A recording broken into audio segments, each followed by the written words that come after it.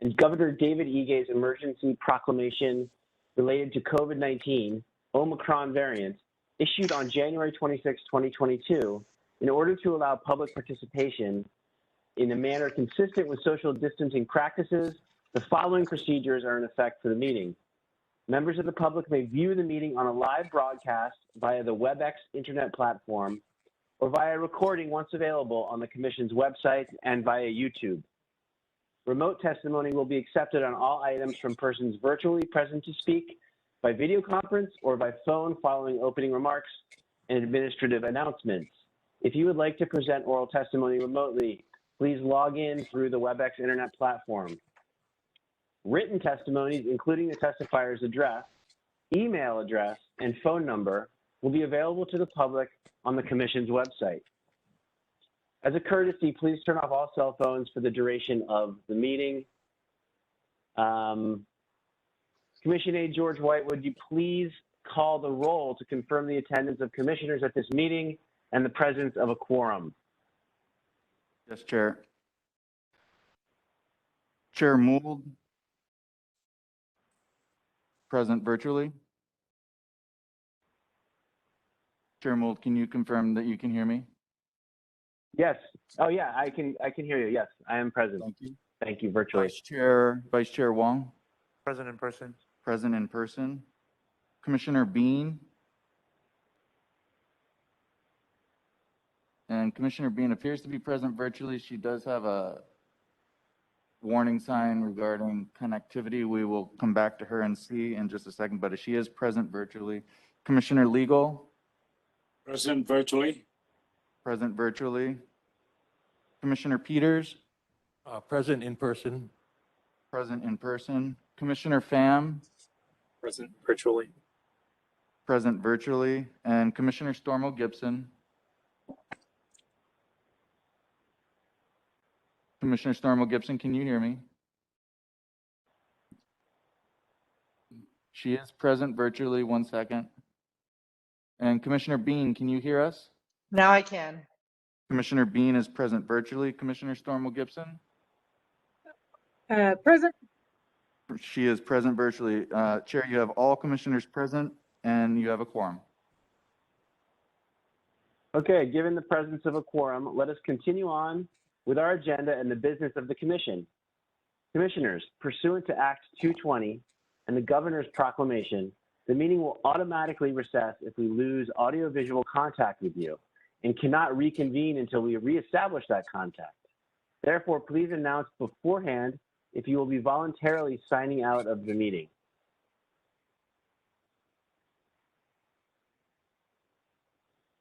Okay, members, Commission Aide White has been advised by his Council Services Administration that the preparation of formal minutes, as he has been doing, is not necessary and need not be formally approved by the Commission, given the digital recording of our meetings available online. For the December 29th, 2021 and January 19th, 2022 meetings, general summaries of the meeting are being prepared, filed, and will be provided to the commissioners, as that is what is technically required and prescribed under the statute for any advisory body that is operating de facto or de jure under the Sunshine Law.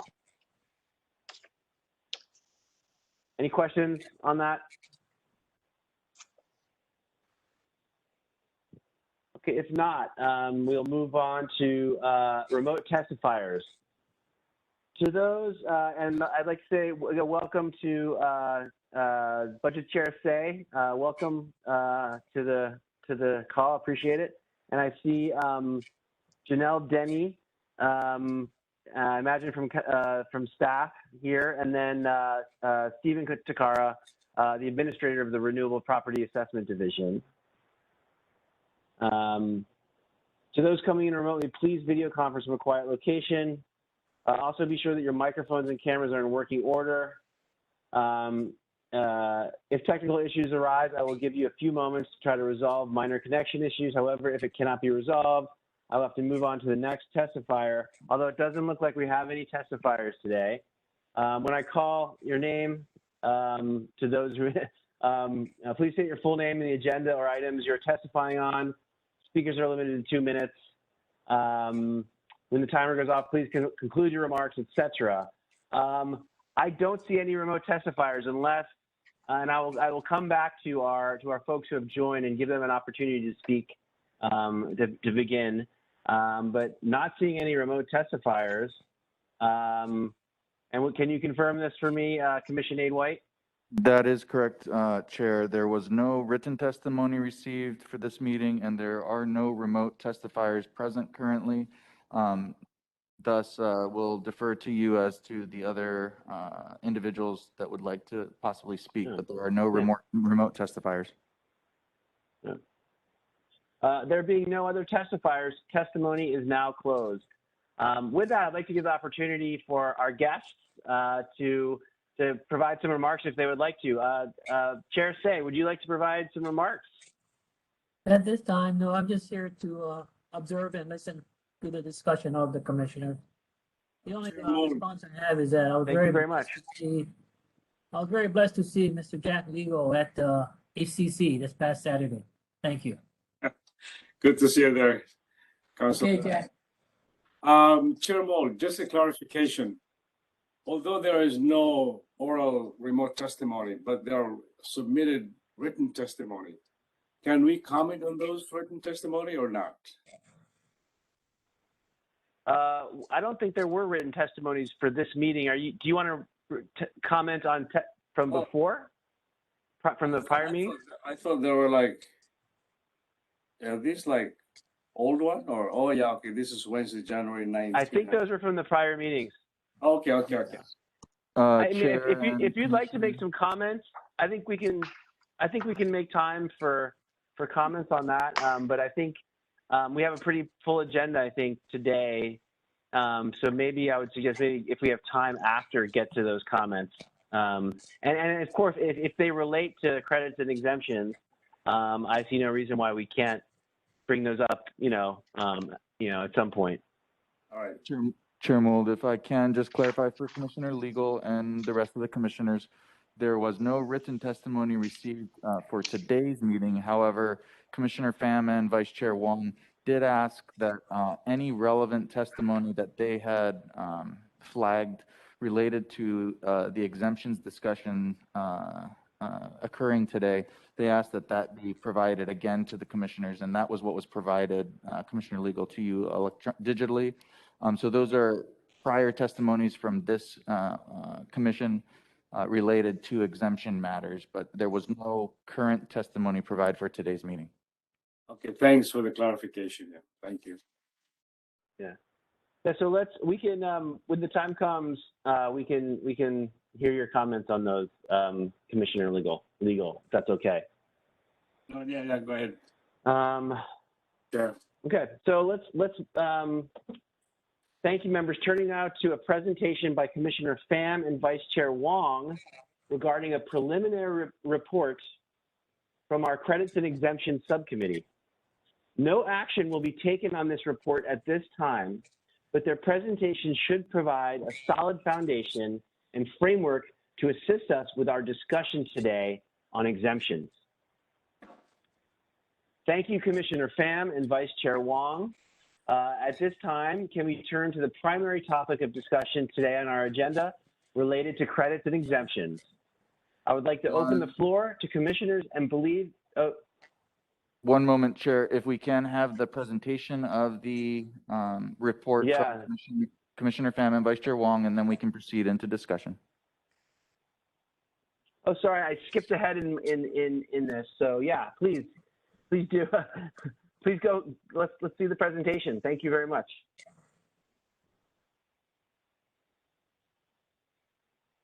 Great, thank you all. I'd like to give the floor first to Commissioner Pham, as he was instrumental in compiling the subcommittee's credits and exemptions report, and he did a great deal of the groundwork on this. So I'd like him to lead off. If I've got things I want to add, then I'll chime in. But I'd like for him to take the lead on this, being that he's familiar with this and that he put in the work. He should be able to get the credit on it. Thank you, Vice Chair Wong. So you all saw the written report from our subcommittee. As stated in the introduction, this report is sort of narrow in focus around Bill 42 from 2021. That is for a comprehensive review of the property tax exemptions. So Commissioner Wong and I went through the entire list in Chapter 8, Article 10 of the revised ordinances, which have to do with exemptions, and made a subcommittee recommendation. You'll see a lot items here stating maintain. You might see a few repeal. You might see a few that are more detailed in their commentary. One thing that we want to make clear as a subcommittee is that we don't want this to be taken as a recommendation from the subcommittee that we just want the commission to give its okay on. This is just to give you an initial starting point for discussion today. And we're hoping that our discussion today with the full commission is to really review and debate, especially certain ones that any member of the public might feel strongly about, or any other testifier or any commissioner feels very strongly about. We are not trying to take the subcommittee's recommendation and just have the commission approve it. So we just want to make sure that that was clear. But aside from that, you should be able to see it in the written report, and we're hoping that we'll be able to go possibly item by item whenever we get to the discussion.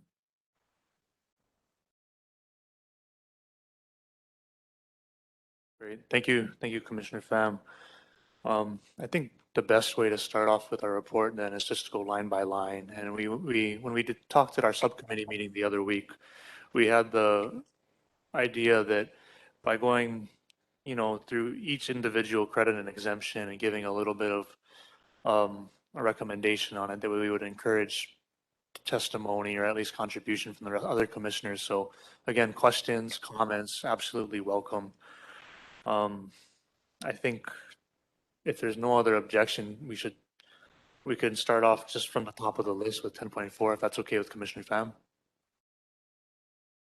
Great. On section 10.4, the home exemption, we looked at this, and there's been a lot of testimony, or not testimony, but a lot of communications between council members and their constituents regarding the homeowners exemption, which is the most popular exemption and one that really is the foundation of a lot of the policy in Honolulu, that we want to encourage home ownership. We want to encourage people to occupy their homes. And this is a way to encourage people to do that and to give them a bit of a financial relief from their tax burdens.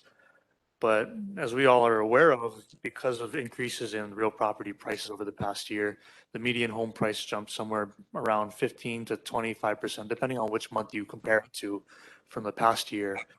Nothing has since increased, or nothing has reflected that increase with the homeowners exemption, which is capped right now at $100,000 of exempt amounts for those who don't qualify for the senior exemptions. For the senior exemptions, those are graduated into slightly higher amounts, but notwithstanding those differences, there's still the main complaint that we've heard from constituents is that while my assessments are going up and while my tax bills are going to be going up, my homeowner's exemption is not reflecting that. So it was a subcommittee's decision to write as a recommendation that we propose increases either to adjust for either inflation, which would be a smaller amount, obviously, or for the statewide property valuations, which would be a larger amount. But either one of those would have a rational basis for an increase, something to consider for the city council as they continue in the session, both of which would provide some relief for homeowners who have been affected by the increases in assessments and who rely heavily upon the homeowners exemption. I'd like to open the floor to either Commissioner Pham or comments from the other commissioners as well.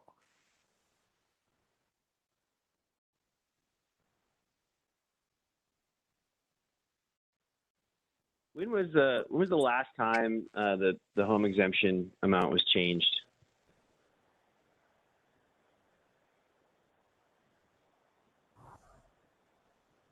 I believe it was Bill 3 a couple years ago.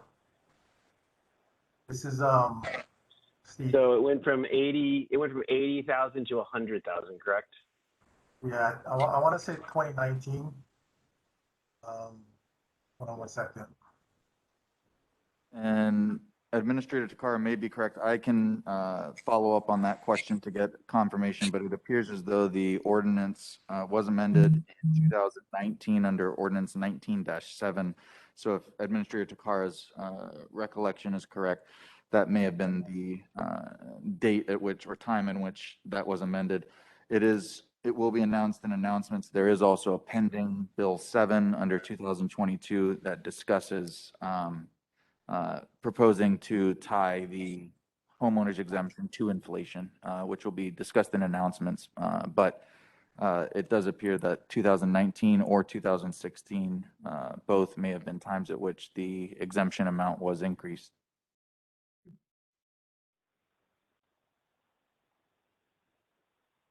Yeah, what was the, I mean, my question would be, what was the cumulative inflation between the last time it was changed and now, right? And to give us some guide of what an increase could be.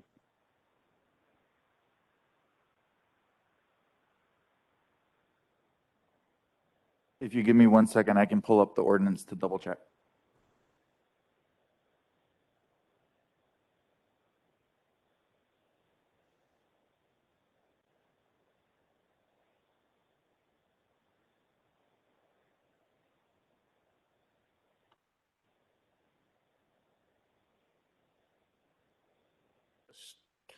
This isn't in the bill, but just as a rule of thumb, inflation has been generally tied, or has been generally tied to 3%. That's been the goal of the monetary policy in the United States.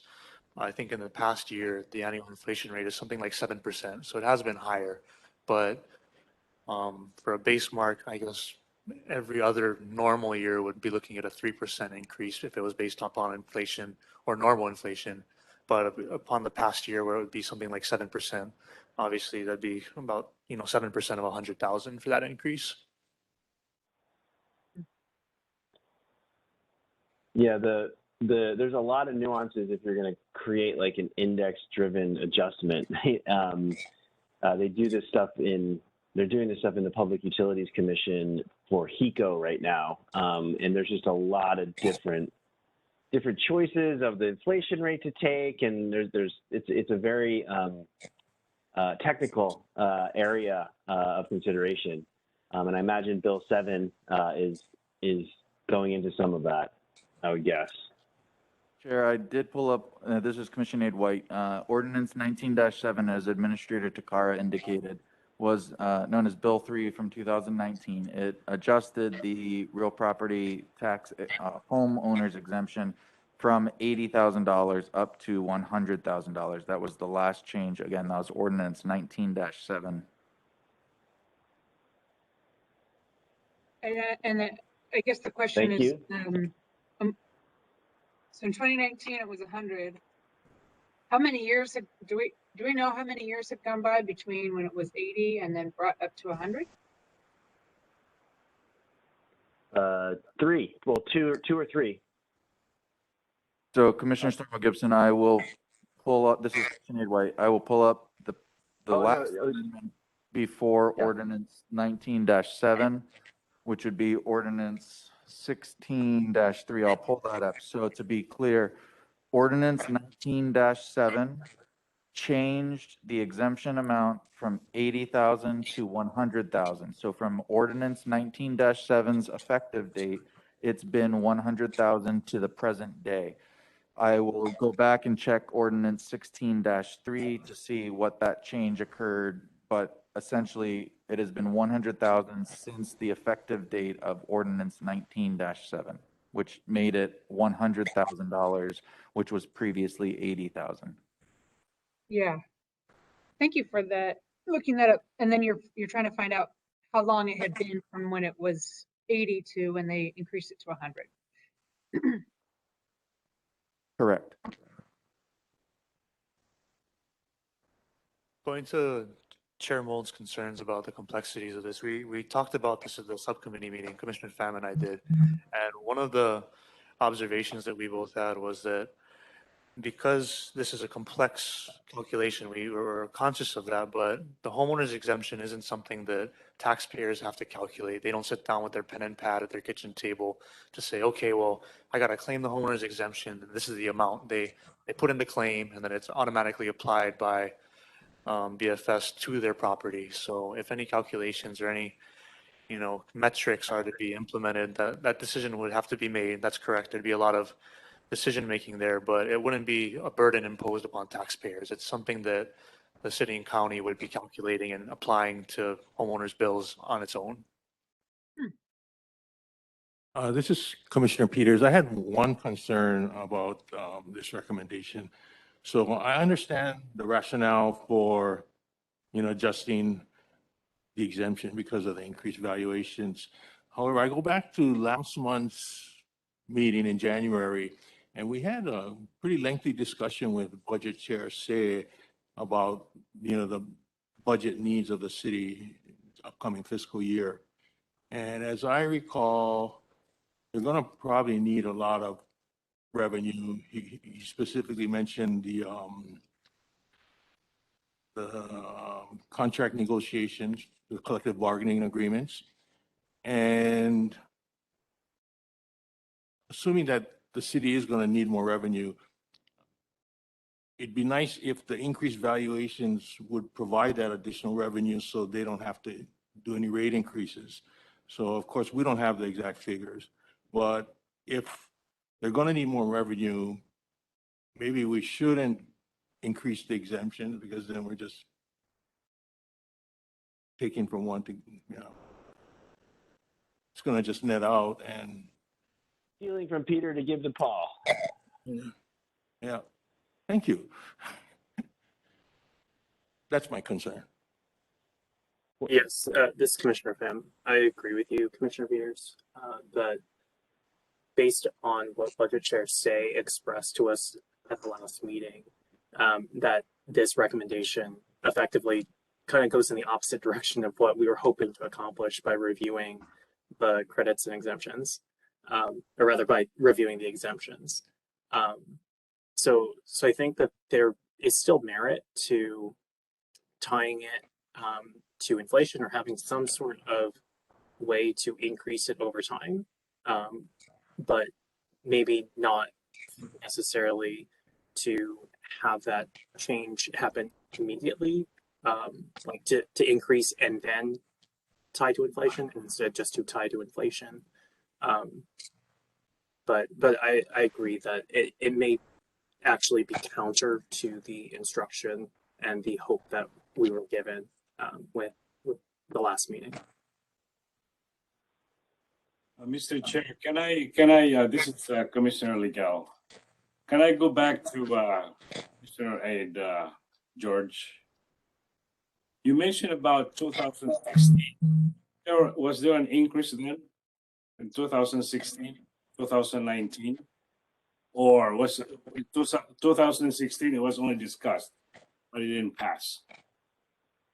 And Commissioner Legal, this is Commissioner White. I am going back through the legislative history of this specific ordinance section, and thus far I am all the way back to 2009, and the exemption amount still is $80,000. So I am keep going back in years to see when that $80,000 figure was proposed to be increased or was increased, and I'm at 2009 currently, and I do not see a change. So I'm still trying to find the origin of when it became 80,000. Again, the jump to 100,000 occurred in 2019, and going back now currently to 2009, we are still at 80,000. Maybe I can help out. Sorry. I wonder.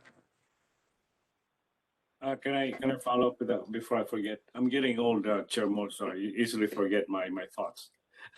Sure. No, but they're always good questions. Do you know the rationale for increasing at that time? Because now we're proposing it's going to be tied up to inflation. What was the rationale at that time in 2019 when it was increased to 100,000?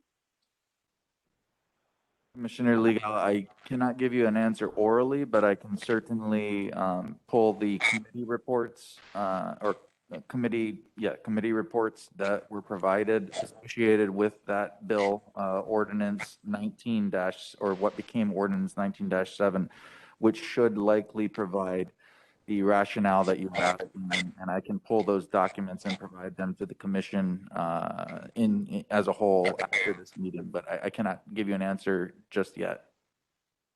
Because I really like the idea of tying this to inflation, you know, the increase in the exemption. Because it can go up and down. So I don't know the historical perspective of this increases, you know. And what was it tied up to in the previous in 2019, rational for it? Because now the recommendation is either to tie it to inflation or also to the statewide property tax, knowing that the prices is kind of medium price to $1 million. So.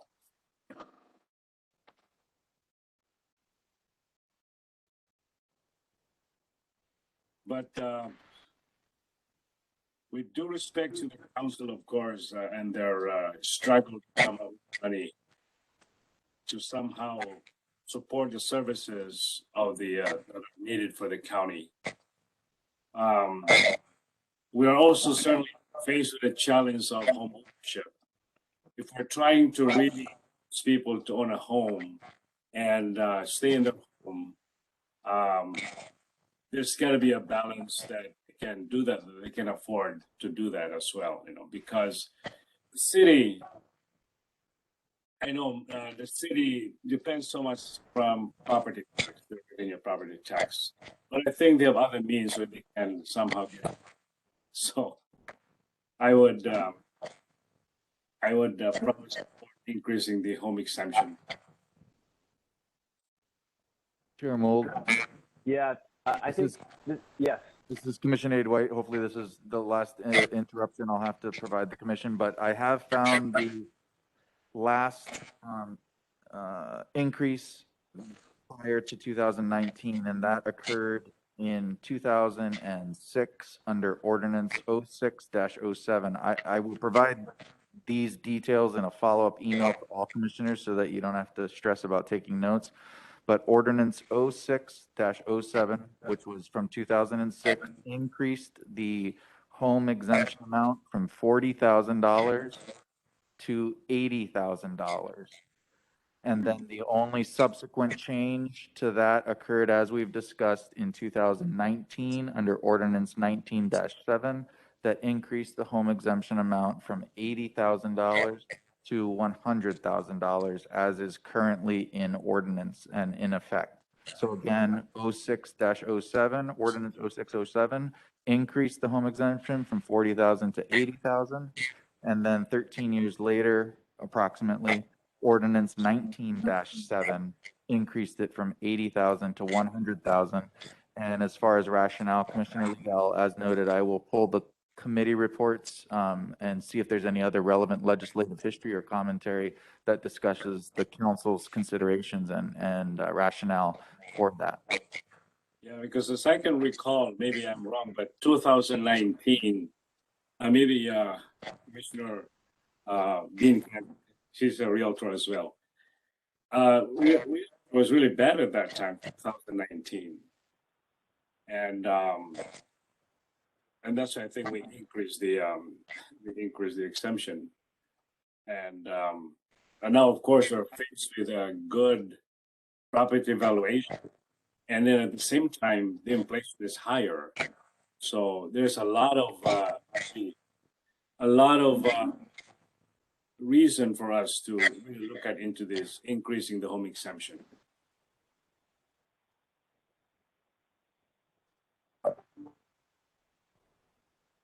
Yeah, I think definitely this warrants some further review. I think, given some of the complexities that we're hearing, and also, you know, I think an area what we want to look at is, if you think about it, it's a fixed amount, right? So that fixed amount of exemption means more to lower value properties. It's a higher percentage of a lower value property.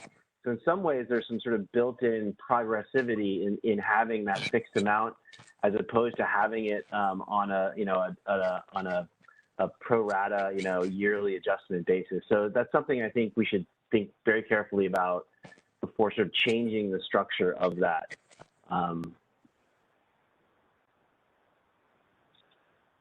Another question, Chairman. The exemption, like 100,000, is tied up to the age, right? Below 65 or something. Sorry? Yeah. There's a plus up. There's an increase in it somewhere, isn't there? That's So correct. I'm thinking of the Kapuna. Yes, Chair Mold, Yeah. this is Commissioner Nate White, Sorry. as Vice Chair Wong indicated just now in confirmation. Further along in ordinance, or not ordinance, ROH section 10-10.2, or 10-10.4, we're discussing. If you go further to subsection E, there is a graduated home exemption amount for individuals that are 75 years of age or older, 80 years of age or older, 85 or older, and up to 90 years of age or over. And that scaling goes from 140 to 160 to 180 to 200,000. So yes, there is a scaling or an upscaling of the exemption amount specific to an individual's age. Rocky? Thank you. Rocky. Hi, this Yes. is Chair Singh. I think one of my questions that I'll pose to the commissioners, which I really wanted to try to address in the past, was in regards to, if you folks all recall, the Japan bubble burst, how Japan had invested in Hawaii and inflated the real estate prices. What happened that period in time when the bubble did burst, the valuation of those lands did not go down. It just kept going up, up, and up. So when I look at what's happening in society today or for Oahu, I am very much concerned. And the problem is for all of us that we have to recognize the core problem is that we don't have the supply. And you've got external factors, which is basically individuals outside of the state that are investing and pumping up the valuation at the expense of our local residents. I've told a lot of local families, if you sell to Tracy. He's going to be a homeowner, not a developer. And that's where it's really impacting the valuation. And the other point too, that I shared to some of my close friends who get mad at me as example, hey, it's not the city who is at fault in regards to the valuation. It's all of us, meaning those neighbors who are selling at $1 million appraisal value for 1.5 million. And you folks all know that there is that bid up no matter what happens. And that is a concern that I think we should be discussing also. Increasing the exemptions, are we really helping our local residents to some degree? Yes, but in the bigger scheme of things, if they're selling their real estate and they're moving to a nursing home or to a senior housing, they're going to sell it at the highest. And that's where we are outpricing our local residents. I don't have the answer, but I am concerned because one, where I live in Palolo, it's hard to believe it's already $1 million. Palolo, I can see Manoa, I can see Alamoana Kaka'ako, but Kaimiki Kapuhulu, hitting $1 million for a single family home. Boy, that's tough. So I bring this issue up because I am concerned not for Calvin C, but for the future generations. Are they going to have the opportunity of buying a place? And maybe today is different with the X and Y generation or the millennial generation that they just rather rent.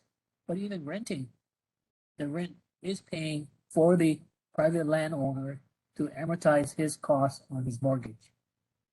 Get the young kid to pay for my mortgage, and that's what's happening also. So that's just some of my thoughts that I share with all of you because Or Calvin, that is your generation. Yeah, I think I agree with you, Councilmember Campbell. It's the bottom line really is an issue of supply and demand, you know. And even if you look at what happened during the pandemic, I mean, when the pandemic started about 2 years ago or more than 2 years ago, realtors said, wow, this is really going to affect the value of our properties. But what happened? It was like buying and bidding all over the place. And we thought the price is going to go down, but actually the opposite happened. The prices went up, you know, during the pandemic. So because we didn't have enough, you know, we didn't have enough houses to go around. So that's the bottom line. And the challenge for us is basically that, you know, increase. I just wanted to, could I add something to that? Please. Councilmember Say, Yes. there are cities and towns in the United States right now that have a lot of outside buyers that are creating a locals only housing market, right? And so what they do is they actually pay folks to agree to sell to a local resident when they sell it. So the way the program works is if you agree, hey, you know what, when I sell my home, I'm going to sell it to a local resident. The county will actually pay you 20 to 30% of the value of your home right now, so that in perpetuity, that house will stay for a local resident. Because that's the way you can create a market that is affordable for local people, so that you don't have to compete with everybody across the planet, literally, who might also want to buy that house. And this is a method that is working. Vail, Colorado has been using this program for the last few years. It's called the Indeed program. I can go ahead and put it in the chat, and an article about this, but there's also a town in Canada called Whistler, which is a very famous ski town. So a lot of people like to go there for skiing. And in that town, they started to notice that more and more of the houses were being bought up by outsiders who just wanted a second home in a ski town. And so they actually put funding towards creating a locals only market. And now 80% of the people that work at Whistler, that live and work there full time, live in the locals only market.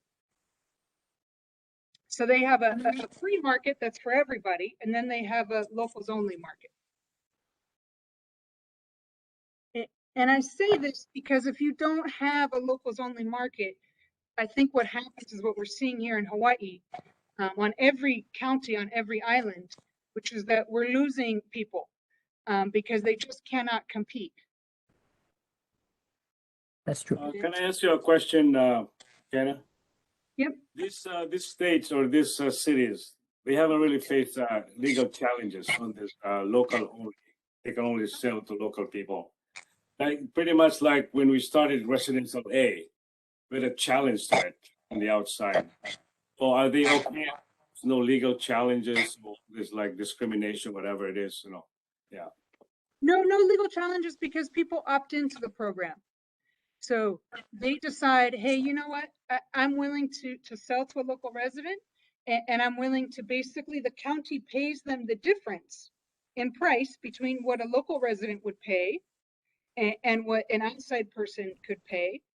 So, you know, let's say a local resident would maybe max out at $1 million, but if you sell it on the free market, you would get 1.4 million.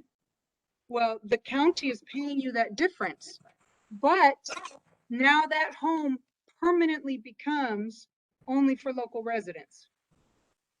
So you are adding to the supply of housing that is restricted to the local economy, is what you're doing. But Kenna, that's where I would disagree with you. I don't want to see the county get into a homestead program. Yeah. So how do we I don't know. I don't have the answer, but because I think the city would probably take title to it. If It's you're going to put indeed it 20, restricting. 30%. But it's similar to inclusionary zoning program, right? Like this is already Honolulu does this. If you're going to build a new development, you have to provide a certain percent affordable, and they are deed restricted, right? Correct. This is my legal understanding of the topic, that while it may be a transaction between private parties, or you can opt into it voluntarily, if anything does go wrong, if somebody does claim something is wrong with title, it'll go to the legal system. And when the legal system has to determine whether or not this is favoring persons from another, residence, or if it's possibly discriminating, that's going to be the issue. I don't know.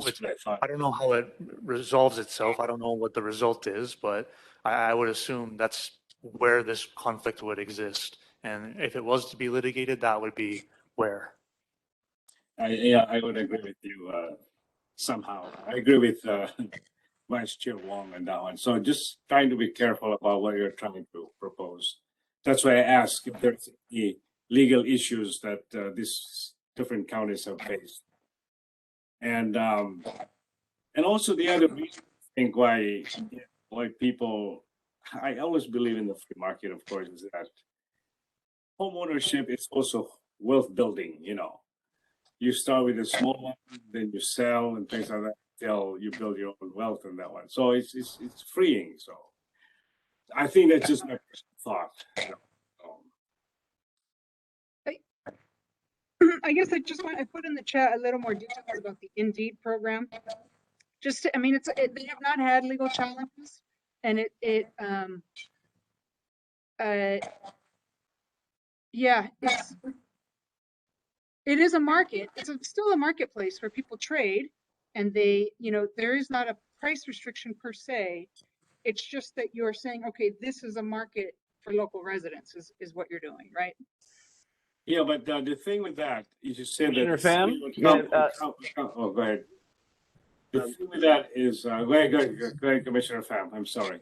Yeah, thank you. May I request that maybe this discussion be put into the policy subcommittee? Yeah.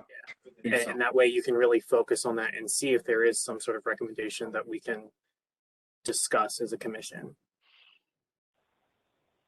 Yeah. My only I think that's a good idea. one was that I think, my only thought about that, it's a good idea, but the thing is also that the city would come up with a difference. So that would still be on the burden of the city to come up if the homeowner can only afford 500,000 and the house costs about 700,000. The city somehow the 200,000 he can own the house. So that's the only thought. But I agree with Commissioner Pham. Maybe you should revisit this at the subcommittee. Okay, so all right, so I think this is a very interesting area of conversation that we should investigate and take a look at. I would suggest. So thank you for Ferris. We'll take a look at that, Commissioner Stormo Gibson, for sure, and appreciate that innovative idea.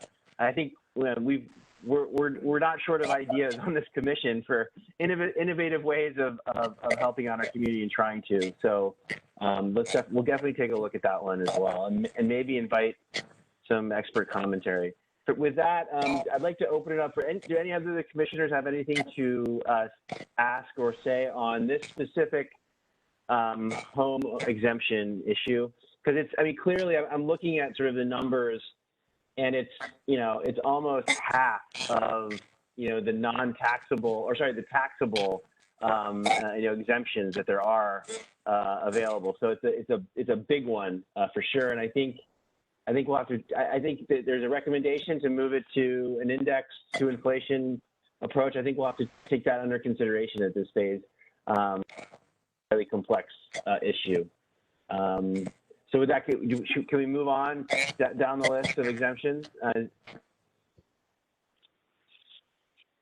Vice Chair Wong here. I just one closing remark. I appreciate the conversation and the discourse about the drivers of home prices and the supply and everything. And I think we would have to admit that credits and exemptions are not going to solve the problem. I don't think they're drivers of the supply or the price of housing. They're really just a Band-Aid. And when we look at credits and exemptions, they're very limited in what they can accomplish. When Commissioner Pham and I met to discuss the credits and exemptions, we looked at the purpose of each of the credits and exemptions, and then we looked at whether or not they're being effective in that purpose. And if not, how do we make it much more effective? And if we can't, then we recommend that it be repealed in some sort of way. And when it came to the homeowner's exemption, the purpose of this was to put a Band-Aid on the cost of homeownership in Hawaii for local residents. And we saw that it's the most popular exemption being used, so I think it's being effective in that purpose. It doesn't make everybody able to afford a home. I don't think there's any notion that was going to be accomplished when it was adopted, but when we looked at whether or not it's being effective, and I think just the number of exemptions being claimed indicates a yes. And then how do we make it more effective? Well, it is a fixed amount, and one of the downsides to any sort of fixed amount in law is that circumstances change, and that the law has to go through a process to change. So if it's tied to some type of factor, maybe that will result in a more responsive law to the purpose and the way that it can be accomplished, and the way that it can be accomplished and how people use it. So that was just our thought. I think that it's good that we table it. It seems like it's something that we can look at in another meeting, but I think we're ready to move on to other credits and exemptions, if that's okay.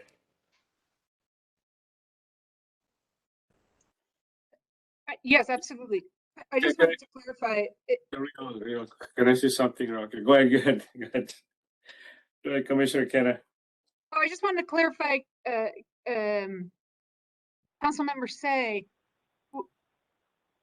was your question, how do we ensure affordable homeownership for local residents? Is that the question? That would be the question, but I would think that we'd have to get all parties involved, not just, real property tax. Okay. Because, you gotta start looking at other areas of the transportation costs, the labor costs, material costs, all of the other intricacies of utilities, everything that comes into play. But when you walk in the district, you can see the discrepancies for me. The super rich and the poor, public housing. Then you can see, wow, it is a fascinating dynamic of the county of Oahu. I think maybe one thought for the commission next time around would be, how would you like to preserve Oahu for your grandchildren to live here? I'm just skipping the generation now, meaning if for my two sons, maybe they're not going to live here anymore because they don't have the opportunity. But the future generation, will it be affordable? Or else, are we becoming like San Francisco and LA and Chicago as a major metropolis? Rocky, I don't have the answers, but I am concerned because that's when you're going to be outpricing our local kids. And that's where the concern comes, because they are part of our workforce. If they move to the States, to the other 48 states, we don't have a workforce in place. That's the way I see it. And the reason, simply put, if you look at demographics today and the census, 27% of our population are seniors. You add another 30% of students. That gives you maybe 43% of the population base for, employees or businesses. That's the concern I have. And if the pay is not as comparable to what it is on the mainland, yeah, they are going to leave. And that's how I looked at things at this point in my career. It's not for Calvin's sake, but I'm very privileged and blessed to have this kind of a discussion with all of you, because you folks are the commissioners in regards to real property tax.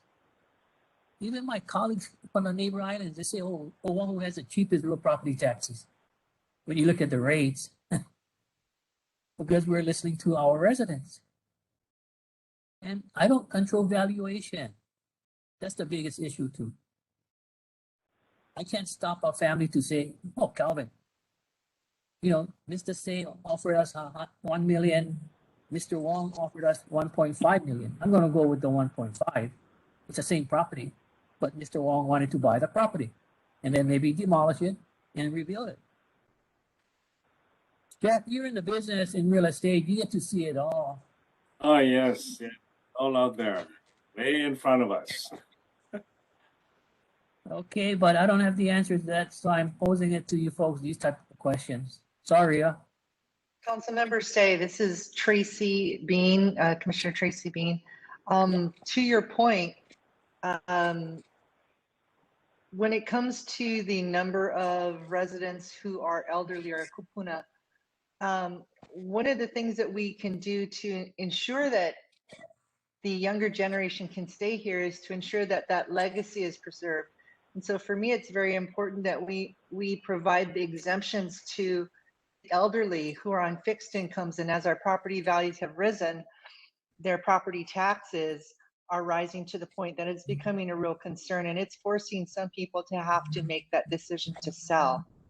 So in regards to the home exemptions, if we leave the exemptions for your continually working members, that would be acceptable. But for our kupuna, we need to make sure that those exemptions are reflecting the rise in their taxes as well. Tracy, you're correct. Rocky, may I respond? Rocky, may I? Yes, absolutely. Thank you. Tracy, Please you're do, correct, Chair but Say, yes. You know what the biggest issue for us old timers, not you per se, but for me, for my two sons, is going to be the inheritance tax. And that's where you got to ask the legislature. The other big tax that we lost when former President Trump got elected his first year on the tax reform, a lot of our local residents had the opportunity to write off the interest earnings on their mortgage. Where is our congressional delegation today to restore that? It makes it affordable for us to write off our interest on the federal income taxes. These are the different variations of taxation that affects real property taxes. That's the kind of concern I had. And I did talk to Senator Hirono, but nothing happened. Do you folks understand that we did qualify for the interest on our mortgages that we could apply it to our federal income taxes? Yeah. Okay, so why can't Yes. we ask them to do it again? That way is going to make it easier for our local kids to qualify. Maybe as far as saving some of their, hard-earned money on that. You're talking about mortgage deduction, right? Right. Yeah, mortgage deductions, yeah. Yep. That's one. So for Calvin, that's the one we lost. It's a big one for a lot of local homeowners. We're still fighting for it. I don't think so. I don't see any legislation in Congress right now with President Biden. Yeah, I know they try to take. I don't know. They always try to, just like 1031 exchange. They try to remove everything. 1031 exchange, those kind of stuff. So mortgage deduction, the SALT, and everything. So they're trying to limit all those things. So. And then, I can say this for the neighbor island colleagues of mine before, all of our Kamaiana Hawaiian families, that's why they're losing their properties.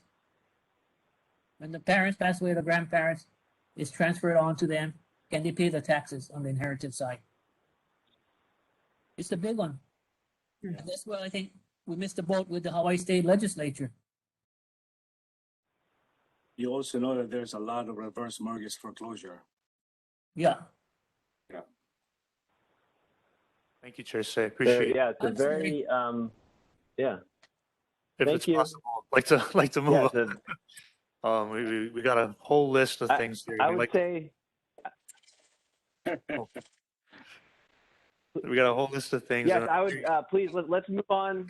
Let us move on to the next on the list. Thanks. Thank you, Chair. The next three we've got are 10.6, 10.7, and 10.8. I'd like to loop them together because they are similar in nature. They all deal with credits and exemptions that are afforded to those who are disabled, though for different reasons. 10.6 is for totally disabled veterans. 10.7 is persons affected with leprosy or Hansen's disease. and 10.8 is persons with impaired sight or hearing, or persons who are totally disabled there. We saw the purpose of these bills was to, or the purpose of these credits and exemptions were to give relief to those who are disabled, which we think is an admirable purpose, and we think that it is being carried out to varying degrees. The Hansen's exemption is not really being used, but it's still being afforded to those who are afflicted with Hansen's disease, despite its decrease in numbers over the years.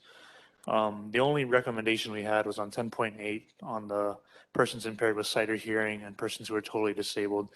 When we reviewed the language of 10.8, it applied to all real property that was owned by those who are disabled instead of just a home exemption, whereas 10.6 and 10.7 applied just to homes.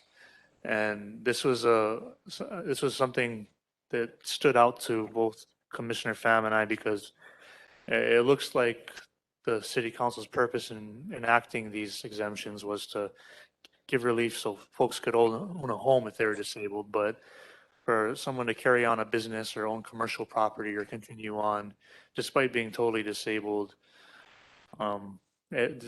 just to give them a relief on those types of properties. I don't know if it was the council's purpose to have that be its result. So this time, if we could, let's keep the conversation a little bit tight, but 10.6, 10.7, 10.8, any comments, discussion from the floor? I would be curious how many, and for 10.8, how many exemptions are non-homes? How much money are we talking about where there's real property, commercial or agricultural, otherwise, getting an exemption on that one? Do we know? Not with the available data that we have. We looked at the charts, but it doesn't specify which property or if any other exemption is attached to those homes. So that's how we'd really know if there was a homeowner's exemption also attached, then I guess that'd be the best indicator. But yeah, there's no way to distinguish the few. Yeah. So, as Chair Wong, basically when you say narrowing the definition to homes only, that would be owner occupant? The other homes that they're only occupying?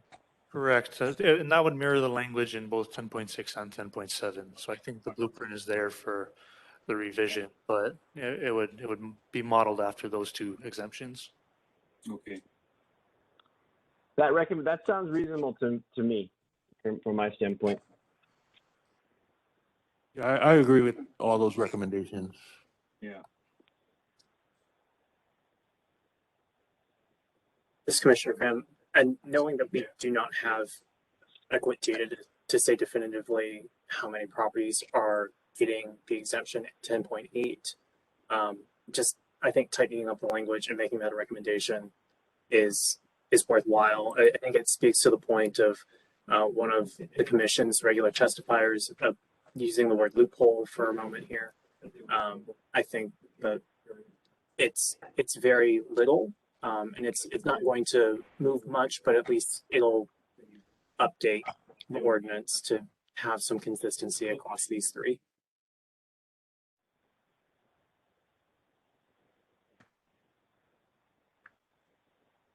Thank you, commissioners. I don't see any other comments. So at this point, I'd like to close it and move on, Chair Mold, if that's okay with you, to the next topics. Please proceed, Vice Chair Wong. Thank you. Commissioner Pham, if you'd like to take a crack at any one of these in particular, feel free to take the lead as well.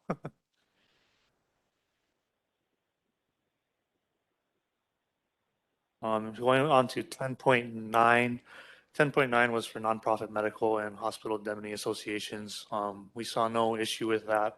It is being used at this time to great effect, and I think that it's carrying out its purpose. I think that was the subcommittee's determination.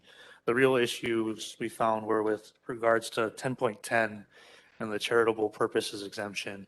And that goes not just to what it's trying to accomplish, but also how the law is written, because as written right now, 10.10 is labeled as a charitable purposes exemption, but the language extends the exemption to nonprofits, which is different. It might be splitting hairs, but a charitable purpose is different from one that just carries on a business without the intention of profit.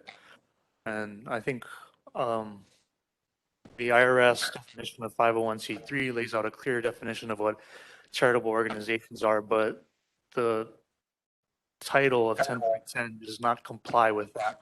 And it leads to a lot of questions over whether or not a nonprofit property owner is able to apply for an exemption or whether or not it should be that way. So I think we had two recommendations for this.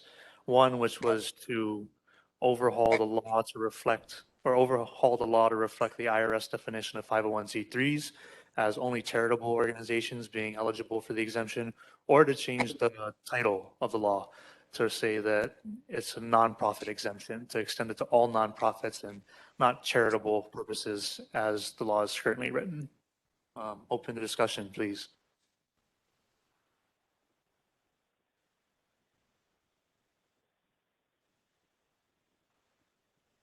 I'd also like to direct the commission to the testimony that was received at the January 19th meeting. There is some content there that you might refer to regarding this discussion. Could we split this and create a charitable purposes explicit category just for clarity, and then have a nonprofit section?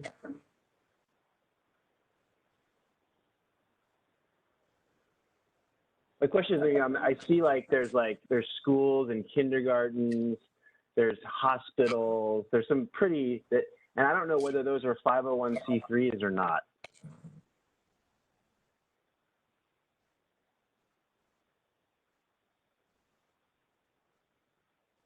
Does the IRS, we should maybe look at that IRS definition of 501c3.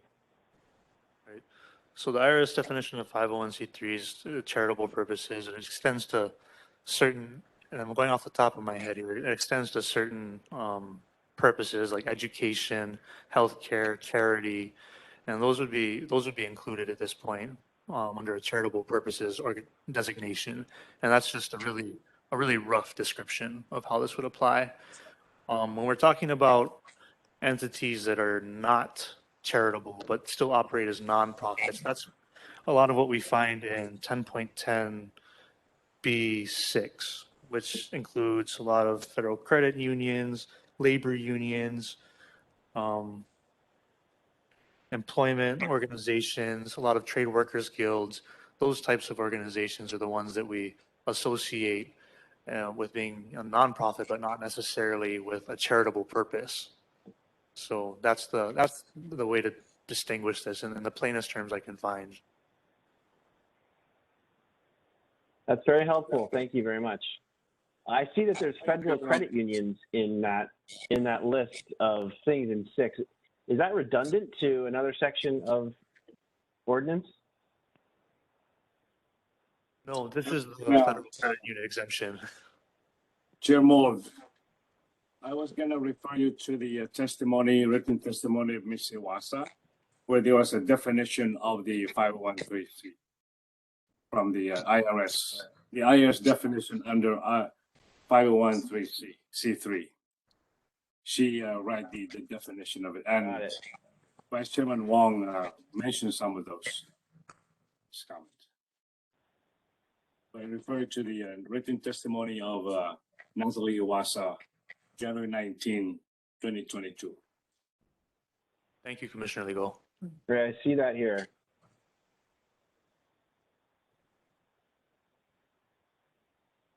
This Commissioner Pham, one thing that I talked about with Commissioner Wong regarding this exemption is that when we're talking about 501c3 and getting a tax advantage status, that just because something is tax advantage in the eyes of the federal government or the state government doesn't necessarily mean that that needs to be extended to property tax at the local level. We discussed that on the religious side that there may need to be a continuance there just to have the separation, but everything else, I could even argue that you could just take all of that away, because you are tax advantaged in other ways. Why do you get to have a tax advantage at all on your property taxes? That was sort of the perspective that I was trying to come at it. Probably a much harsher way of handling this, but if we're true to the objective of trying to claw back more revenue for the city and county through property taxation, I don't see how we're going to accomplish that unless we kind of get a little, for lack of a better word, mean about this. So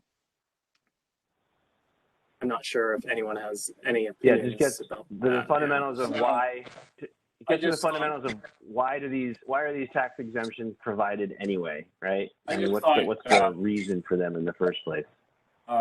Chair Moore, I just thought that the city cannot do everything for its citizenship. You know. They cannot do everything, and that's why a lot of times they depend on this charitable institution to carry out some of the services that they're supposed to provide to its citizens. And in order to, it's almost like a partnership, you know. And that's why, for that reason alone, you give them like an incentive, you know, property tax incentive. So that's what I thought, you know, because the city cannot do everything, you know. It needs a partners. Right.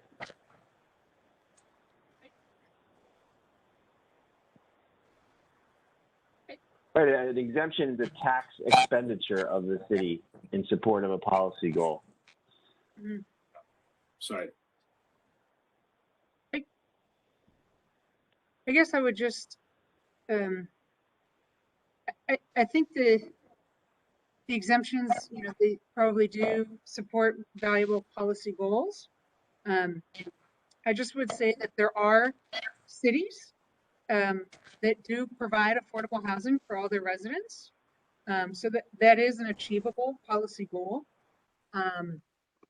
It's done in a different way than the way we try to do it here. But I just want to say that there are cities, very livable, desirable cities that where residents are paying 25% of their income towards housing and where they really don't have unsheltered people. So it is possible.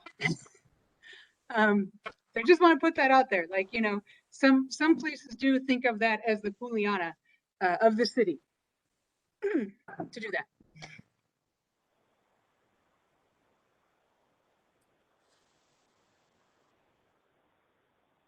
You don't have to. Thank you, It can be a Commissioner disagreement on Sorensen. that, but it is possible. Policies are choices, and they reflect priorities. I think we're agreed on that.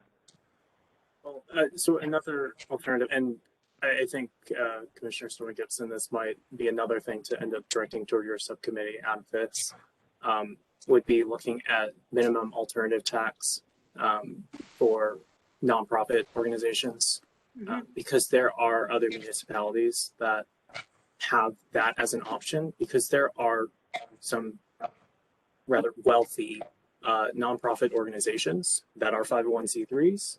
They have the ability to pay. And if our community is hurting for revenue to support city and county services, there's no reason why certain organizations shouldn't be paying more if they can, especially if they are charitable in nature and they have the ability to pay. I think to an extent, you can continue serving our community with your organization's purpose, but you can also just contribute to the overall good with the city and county. So that may be another option to increase revenue from nonprofit, property owning nonprofits. And then the other thing about certain nonprofits having a purpose that supports community, one thing that the city and county doesn't pay for are schools. Again, I'm not trying to say here that that should rip away the property tax exemption for schools. But it's not like the property taxes are paying for our public schools. So the why should there be? And there's not really an offset here. There's not a one-for-one trade-off of, okay, you as a private school can forego property taxation because you are providing a public benefit in terms of education that the county would otherwise pay for. The county isn't paying for schools. I see. Just to add to the. Okay, so thank you. I wanted to correct something. Definitely some. I'm sorry. I'm sorry. I wanted to correct something I said in response to Chair Mold. Chair Mold asked if the credit union exemption was exclusively in 1010, and that was, I answered in the affirmative. That was inaccurate. The explicit exemption is in 10.24. So just clearing that up. Thank you. And I know it's one of the interesting recommendations that we'll need to discuss a little bit more and vet and assess a little bit more. For the sake of time, may I suggest that we go to are there any really more important ones here that the subcommittee would like to point out to us and get our feedback on at this stage? Yep, I'll jump in here on which ones we probably want to talk about because we've received testimony as commission regarding them. One would be 10.22, 10.24, 10.30, and 10.33. And maybe going out of order, speaking on 10.33 with the for-profit group child care centers, if we could go there next. I think that might be helpful because this is where Commissioner Wong and I were in disagreement with each other on what a commission recommendation should look like. Okay, so 10.33 is the exemption for-profit group child care centers. The 2019 Commission recommended a repeal of that exemption, and we've also received testimony supporting that repeal, and we have testimony against such a repeal as well. If you refer back to the testimony for the October 22nd, 2021 meeting, there is testimony from the Hawaii Children's Action Network opposing a repeal.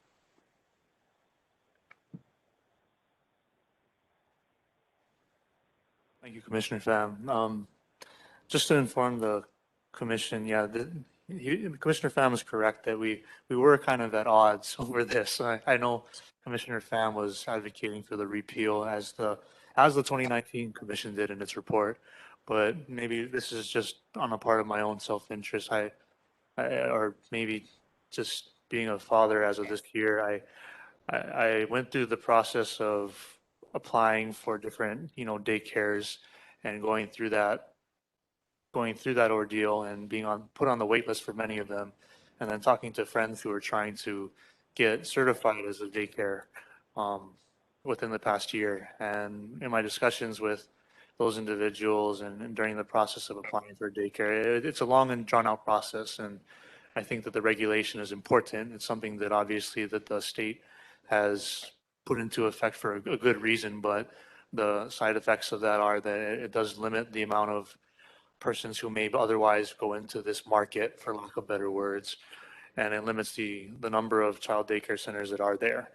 And just from my perspective, if a child care center is pursuing its business, or if it's carrying out this purpose for a profit, then it doesn't make much of a difference to those who are utilizing those daycare centers.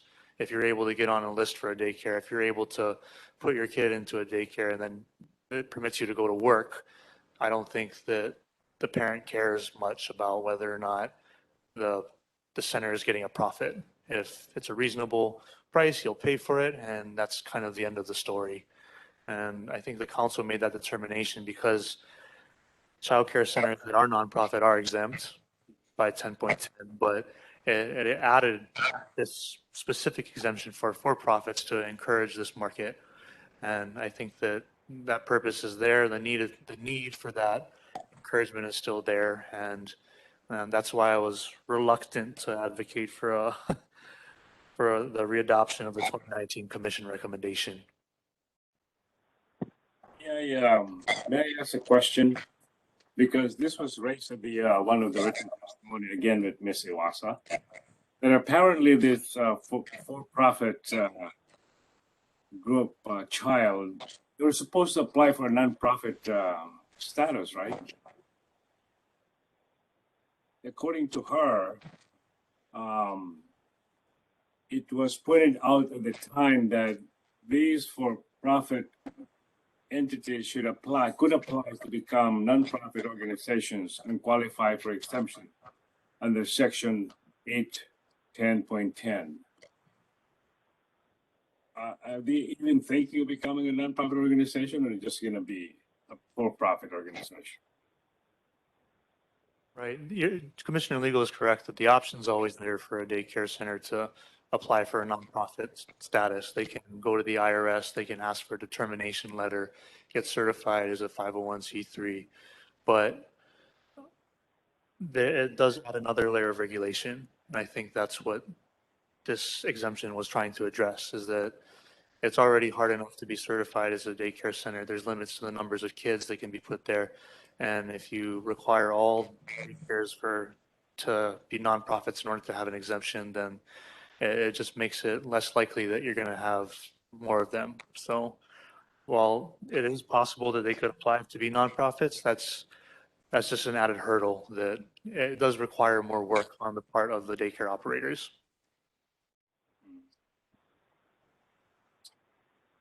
You know,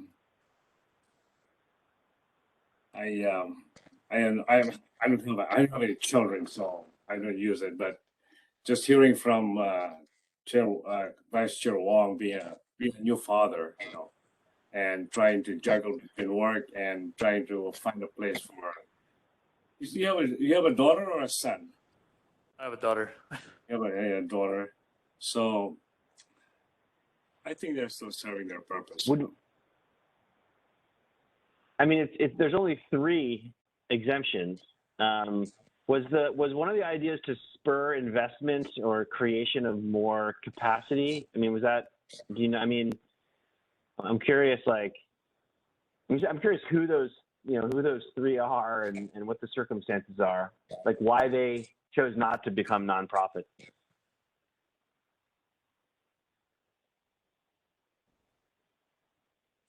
I don't know who they are, but I think the biggest reason is, well, you want to pay your bills, you want to make more money, and it's easier to do that when you're not a nonprofit, and it's easier to stay in business when you don't have to comply with nonprofit regulations. It's just easier, and I think that a lot of times ease of access, ease of interacting with the law is something that a lot of people take into account more than legislators would like to think. Yeah, I think they don't want to go through the process of reporting because according to her testimony again, nonprofit organizations are required to disclose quite a lot of information to the public, including the revenues and expenses and compensation paid to officers, directors, and key employees. No such requirements exist for profit entities. So they just don't want to go through all those things, I guess. Right. My question was, how do we best regulate child profit care centers? Is the best way to regulate them through the Department of Health and the registry, making sure that there's capacity restrictions, or are we best served by regulating them by saying, make sure you don't have a profit, make sure any of the income you derive doesn't derive to your members? Is that the best way to regulate a child daycare center? And just from my perspective, if you're looking at the goal of regulation, which is the safety and wellness of the citizenry, then that would be, you look at the health standards, you look at the Department of Health and the existing regulations for how those are currently being overseen. But in terms of looking at who's making money, where is it going in a child daycare center. I don't see much to glean from the health and safety perspective other than possibly putting them on equal footing with other businesses. But I think the purpose of this law acknowledges, yes, it's still a business, but we want more of them. So that's why it's here.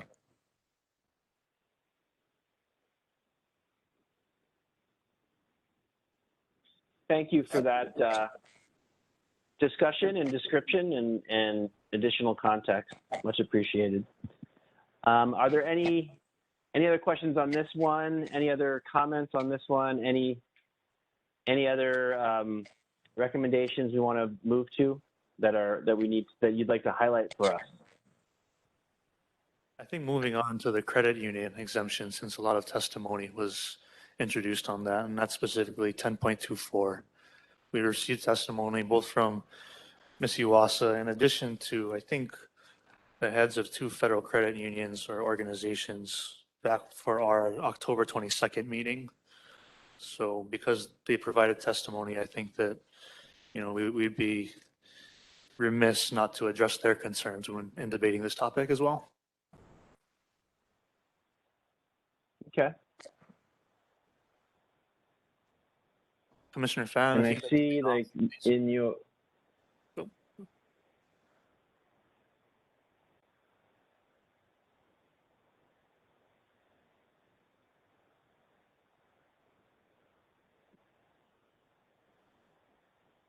Yes, this is Commissioner Pham. Regarding the credit union exemption, our initial proposal to the Commission is to readopt the 2019 Commission's recommendation, and that is to repeal 10.24.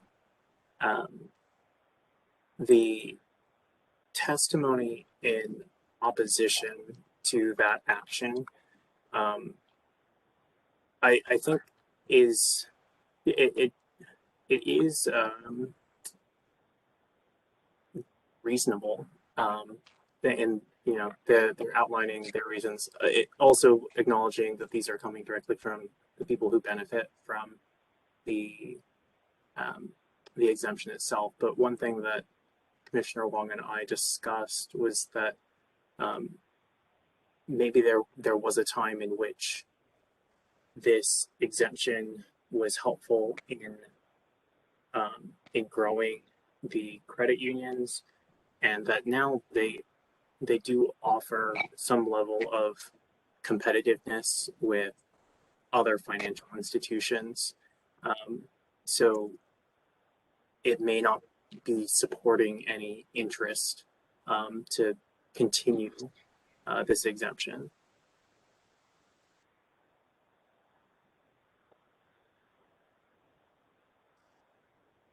I mean, the credit unions do provide, they fill a market need that isn't filled by the competitive market, right? I mean, there is a customer segment. Do you think there still is that like that element of credit unions where they're serving financial services to customer segments that may not be able to get those same financial services at the same preferential rates or otherwise that are availed to folks in the private market? I mean, do you think there is there's still a benefit? Those federal credit unions are still providing that kind of benefit of expanding the sort of addressable option, the market of options for consumers. Chair Mold, I run into buyers of real estate, and so I told them to check their credit union as far as the rate. There's really not much difference, There is no difference. They're very competitive. It's almost the same as the banks and everything like that. So I don't know if they really outlived their purpose, because now they're really competing with for-profit banks. I think in order to survive, I don't know, but their members are of course limited.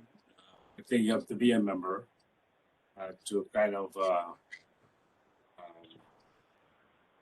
use their services. But as far as experiences of this buyers are buying a home, for example, I always tell them, why don't you check your credit union first, see if they're a better rate. Yeah. And they come back to me and say, no, it's the same rate. So, yeah. So, I don't know. Yeah. Yeah, I agree. Like their mission It's, is I think it's admirable. It just may not be in the county's interest to continue offering the property tax benefit if it's not returning that benefit to the community. If this tax exemption doesn't effectively transfer that benefit to the community, then it's just an exemption for no good reason when they have other ways of um, being incentivized and operating that is advantageous and ways that they still remain admirable in their mission.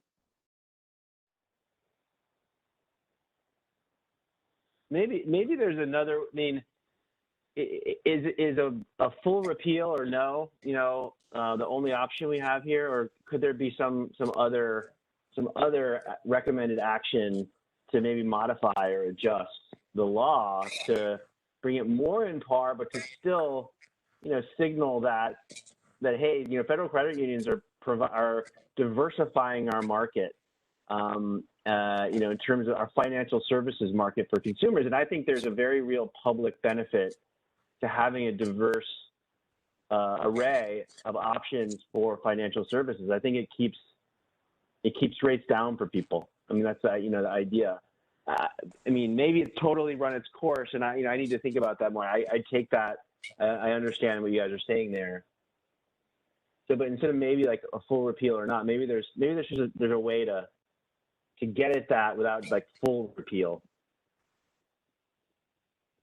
Yeah, this is Commissioner Peters. I just want to share my view on credit unions. So I have an account with a credit union and I have bank accounts, and I see very little difference between the two. I don't know if many of you are old enough to remember. I certainly am. There used to be a thriving savings and loan industry in our country. And I think it was in the 1980s where the entire industry collapsed. And that's why you don't have savings and loans anymore. Back then, to get in a credit union is really hard. Like you got in through your employer or something like that. Now, just about anybody can get into a credit union. I mean, I'm in one, and I don't know why I'm in there, but just about anybody can get in. So I think the argument that they're really like a bank and competing with the banks is true. It seems to me that they just filled the niche that the savings and loan industry used to have. And so I would agree with the recommendation that we probably want to repeal that exemption. This is Vice Chair Wong, just adding my 2 cents on this matter. I looked in depth at the testimony submitted by both Mark Yamane and Dennis Tanimoto, who both testified in support of the exemption for credit unions, because I think it was important before recommending a repeal that we look at the good that credit unions do serve to our community, and also what the difference is between a credit union and a bank, because that seems to be the primary competitor, I guess, in this market for financial services. And while I agreed with both of their testimony that the Federal Credit Union Act of 1934 served to diversify the financial services sector, and it seems that it's done a very good job. And almost as Commissioner Peters said, they're almost on equal footing with banks at this point. They advertise the same way that banks do. You can walk into a credit union and become a member. Despite limitations, you can see national advertisements for insert name credit union here, and you can usually become a member. So because they're so widespread, it really made me research what is the difference between these and banks. Why should they be deserving of an exemption? And credit unions are nonprofits. They aren't pursued for profits. Instead of distributing profits to their shareholders, profits are inured to the members, or those who are members of the credit union, in the form of either lower interest rates or higher interest rates on savings accounts, lower interest rates on loans. That is, they'll pay less for loans, but they supposedly get higher interest rates on their savings accounts. And the question I ask myself is, what's the difference between a business that's set up to endure a benefit to its shareholders compared to a business that's set up for those who all join in and all decide to be members of it? Either way, there still is some type of profit or some type of surplus good that results from each of these types of financial services companies, for lack of better words. But one of them goes to a shareholder and the other one goes to the members. And I don't think that either one is more deserving than the other of a break. Both receive benefits. Neither one is particularly charitable. I think that the county benefits from the existence of credit unions and they provide a lot of good to their members and into the county. But in terms of the difference between them and banks and how to treat them differently, I don't see one as being more deserving than the other at this point.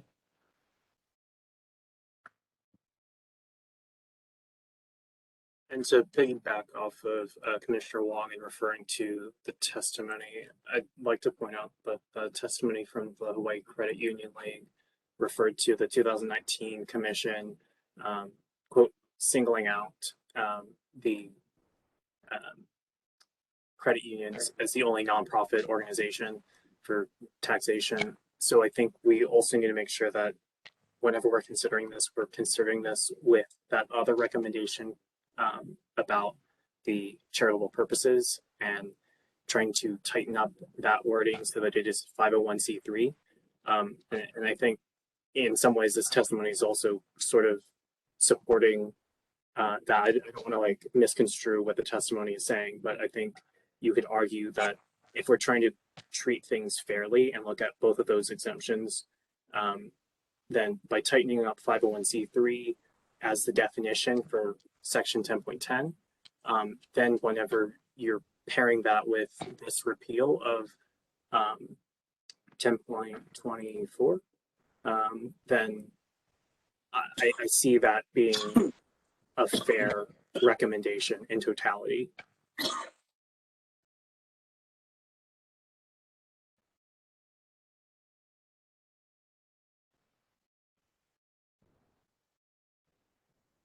I just want to agree with Commissioner Pham's remarks that a lot of this is brought about by the county's not inability, but troubles with discerning whether or not it wants to give exemptions to either nonprofits or charities. And this is one of those that is a nonprofit and it has an exemption and it's not necessarily a charity. So whether or not it's obtaining profit or surplus income for its members or for its shareholders, I think that's the determining factor for me here.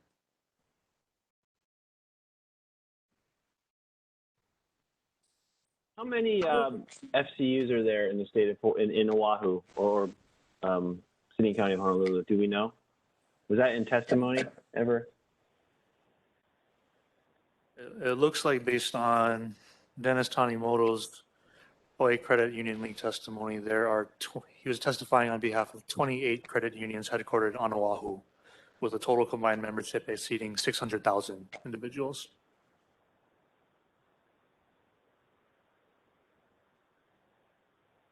And membership is really having an account, a bank account?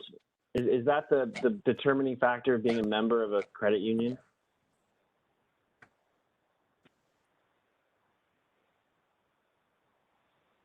That's my understanding, although I don't have a credit union account, so maybe somebody who does can enlighten us. Yeah.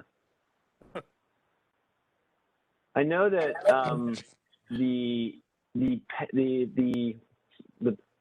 pension or benefits fund, what is it called? It's the cities and the states fund is managed by a credit union.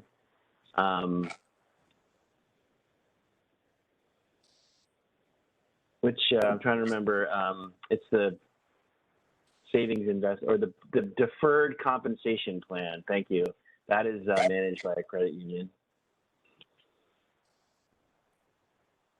Okay, this is a really to me it's a really, again, it's one of those complex subjects that I just would recommend that I need to do a little bit more research before I make my determination on on that recommendation. But I appreciate all the work that's gone into putting it together. Rocky, I have one question for the commissioners. Simply put, when I looked at exemptions and tax credits of the past, back to the inception of when they got the exemption, was that particular entity at that point in time just starting off in the business while providing the service? And today, if they're very successful, shouldn't they be like anybody else who's in business? They have a fair share of the real property tax. That's all it is. Go back to the inception of why the exemption was enacted. Just like at the state level, a lot of times it started off as giving them a chance to survive in this economic climate. And once you survive, then the exemption should be repealed for consideration. And that's all I'm saying. Thank you.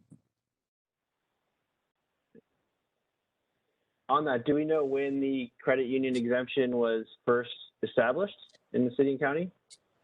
Oh, boy. Hold on.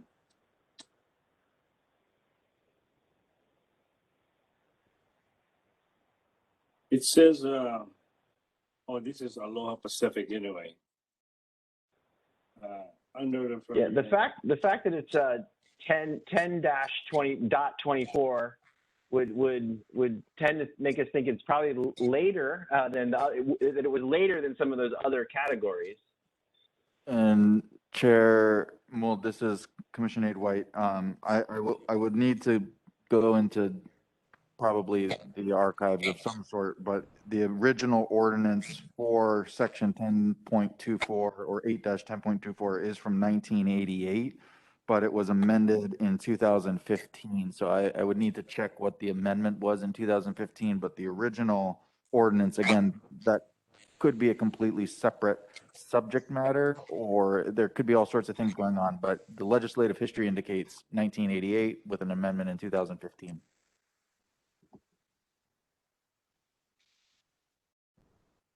Thank you.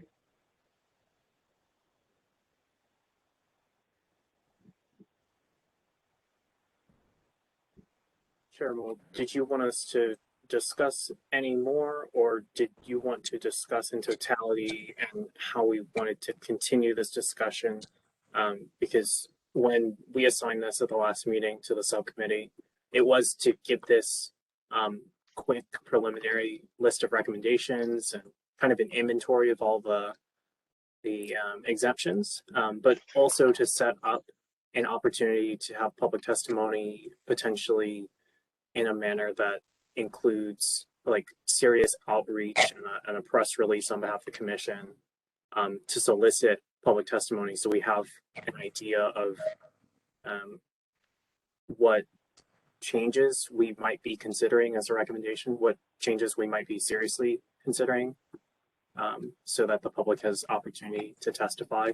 And I imagine we would therefore have the opportunity to be in dialogue with some of the previous testifiers, especially those representing the credit unions who have testified in the past. Yeah, so that is sort of the next agenda item, is to look at our schedule going forward and to determine our work plan through April. If there's no more discussion on the recommendations on this, we can move on to that, because there will be ample time to continue discussing these recommendations.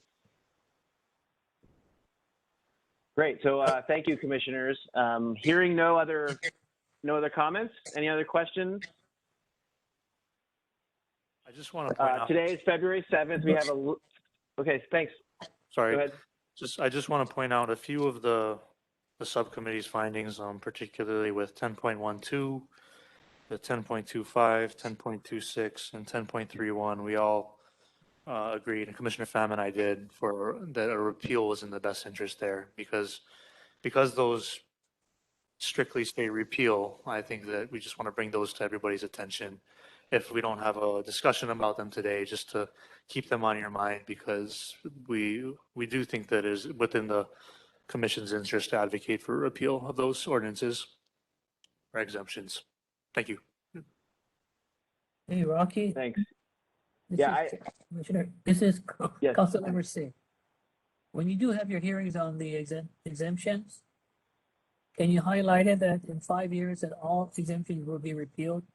That gives you some deadline so the general public and the organizations are aware.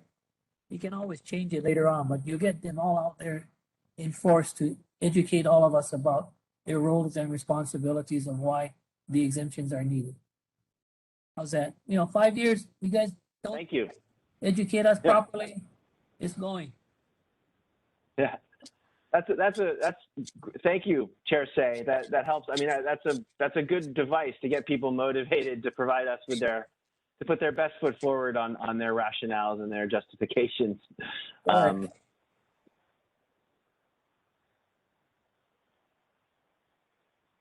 Because how do you light the fire under them? Yeah, exactly. Well, thank you very much for that. Good to know. And thank you. Just want to say thanks to Commissioner Pham and Vice Chair Wong for the really getting down into the weeds on these credits and exemptions and providing a very workable baseline of recommendations for us to take a look at. Again, thank you so much for all that work. Well done. Mahalo. Chair Mold, I was going to say to thank Vice Chair Wong and Pham for putting this really easy to follow. I was going to read 28 pages of it, but the summary is really good. So thank you so much. It's just 28 pages of this outrage. So. I just have to give credit to Commissioner Pham. He did a lot of the legwork on that, and he was really the wheels behind that outline. So thank you. All your thanks should be directed to him. Thank you, Commissioner Wong.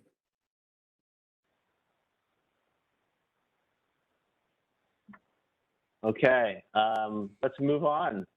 So we've made a really good dent in our work on exemptions, and so let's talk about a little bit about what Commissioner Pham mentioned there, this idea of having hearings and putting out some kind of public notice, a call for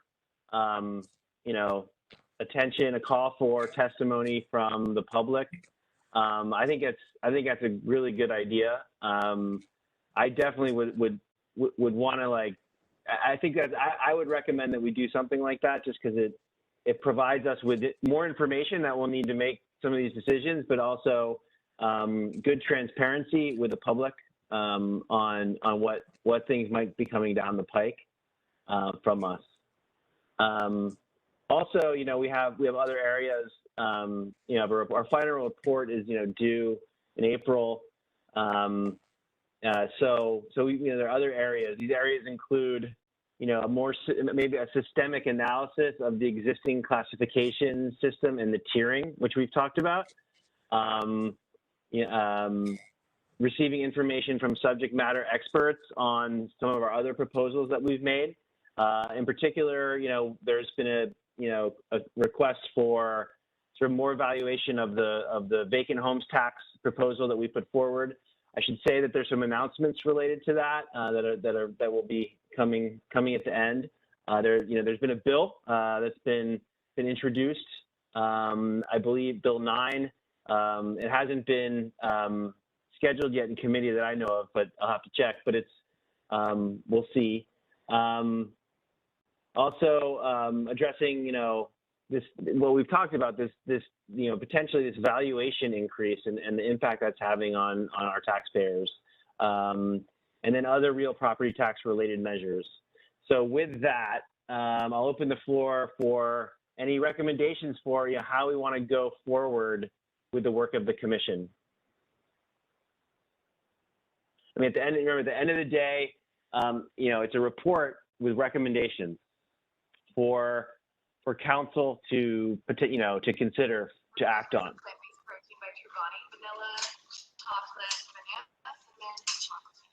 So get your free protein variety pack now. Just fix shipping and handling. Does someone have a TV on or something? Or is that YouTube? Right.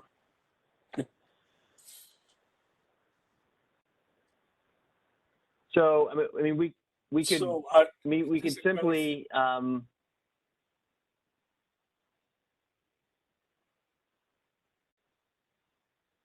was just gonna ask you, Chair Mold, so in our next few meetings, are we coming up with our final report and then vote on it and then it will be presented to the council, or what is the process? Commissioner White Commissioner White, are you able to maybe give us a little bit of feedback on sort of what might be the process steps and the timeline going forward? Sure.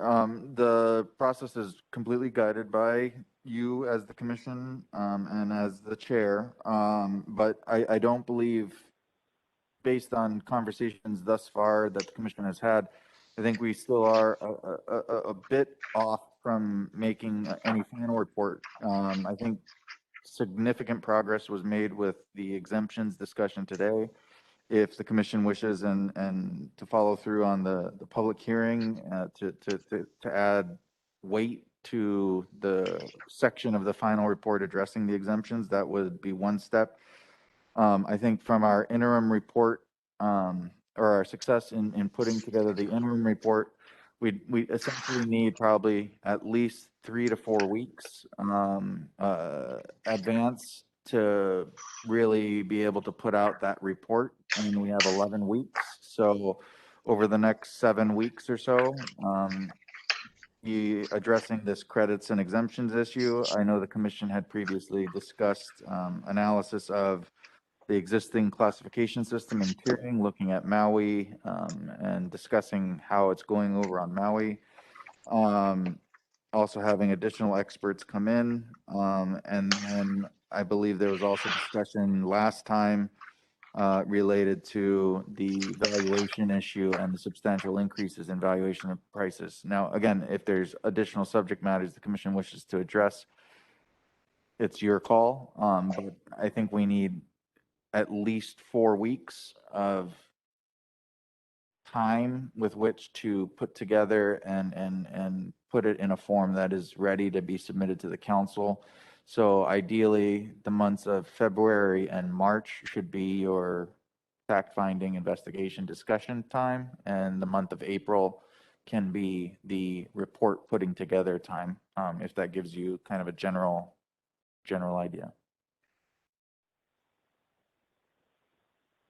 So in terms of like having some kind of public notice and call for testimony on the exemptions in particular, could we have, I mean, do you think what we have now is we could put that out as sort of a interim recommendations or interim inclinations of the commission, and so get that out to the public sooner rather than later, and then parallel work on sort of the track that you just laid out, which is, you know, the next 2 months doing more fact finding, and really reserving the month of April for, you know, crafting the final report.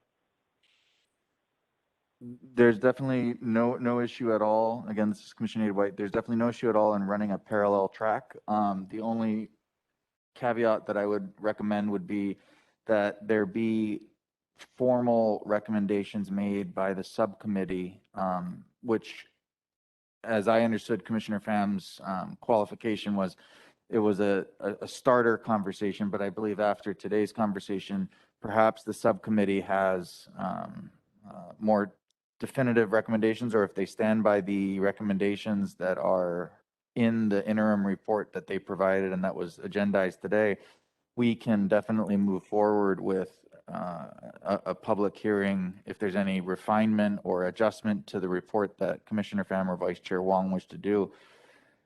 We cannot take action today on this matter, but essentially what we would do is look to have a formal public hearing on the subcommittee's report, basically to have that conversation. So if there's any revisions or changes that the subcommittee wishes to make, and then we would look to not advertise that, but put it out there aggressively so that individuals know that now is the time to say something. This is Commissioner Pham. Commissioner Pham. Yep. I think that is exactly what I was inclined for after this meeting, hearing the discussion from the full commission. I think Commissioner Wong and I can, at the very least, exchange emails, if not have a quick phone call about how to revise that list and maybe to really narrow things down to say, here's the list of potential recommendations that we're seeking comment on. And that way it's nice and narrow. So that list, everything that you see is maintained, just sort of gets stripped out. And only the changes are kept on a list for the public to comment on.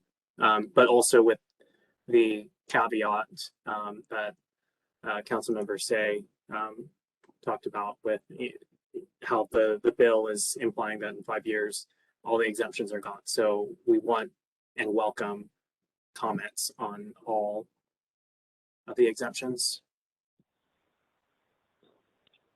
I agree with Commissioner Pham. I That think sounds reasonable. yeah, we can draft a a revised recommendations, but in soliciting public testimony, we should have the threat, not the threat of a wholesale repeal of the credits and exemptions, because I think people have to come to bat and really advocate for why they should have their exemptions on the books if they really want them. And the more people we can get involved, I think the livelier the testimony is and the more enjoyable it is for everybody here.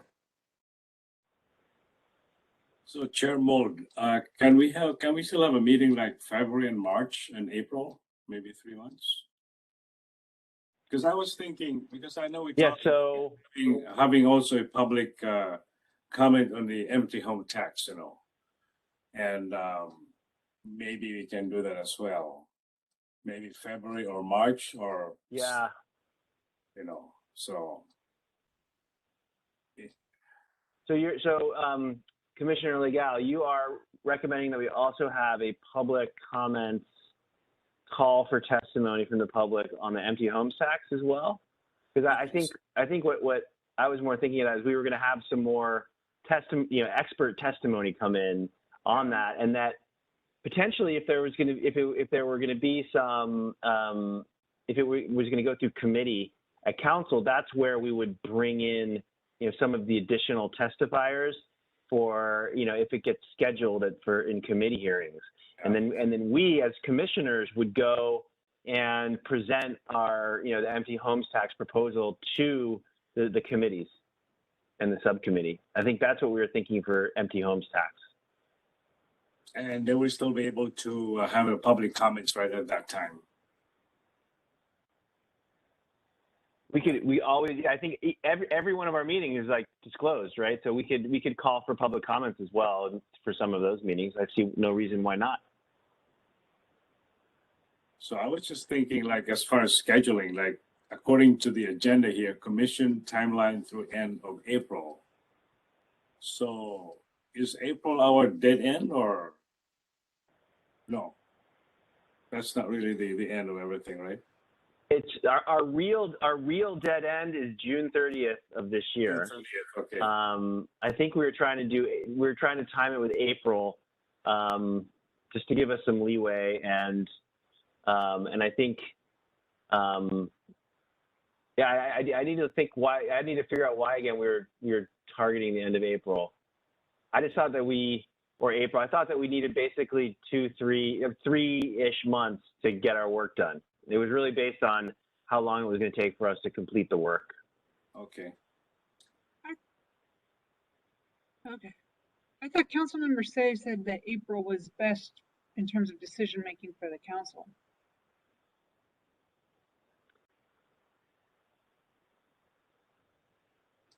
Tax season.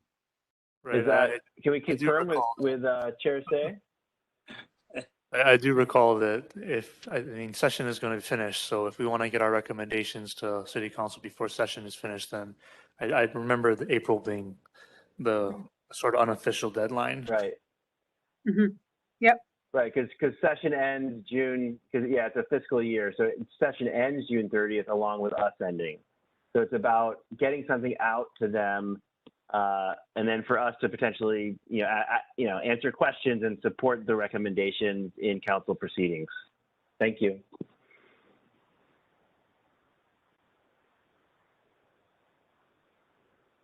All right. We have 1 minute on the schedule right now. Should we just schedule our next meeting at this stage? And in the meantime, the exemption subcommittee will provide us with any revised recommendation. And then at our next meeting, on our agenda, we'll discuss, immediate next steps and the schedule going forward, having thought about it. And do we want to maybe have that next meeting not sooner than 3 weeks from now, given the schedule getting tight? Yeah. 3 weeks from now.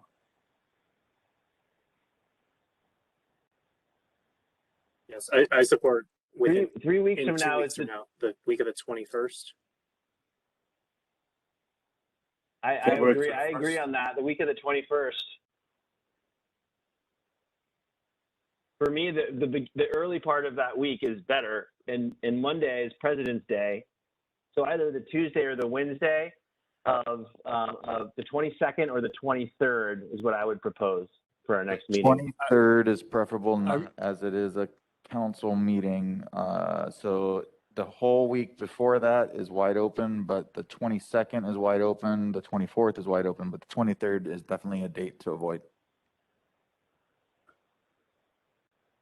Okay. Is the 17th not? I could do the 24th in the afternoon. Sorry?